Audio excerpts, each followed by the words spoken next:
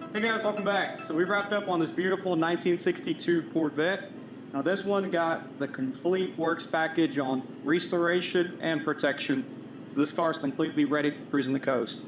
Now, what we ended up doing on this entire vehicle is complete engine bay detail. We went through all of the engine bay, every crack and crevice, got it restored to all completely original. Moving on from that, the full interior, it's a really small interior. We got the interior looking immaculate.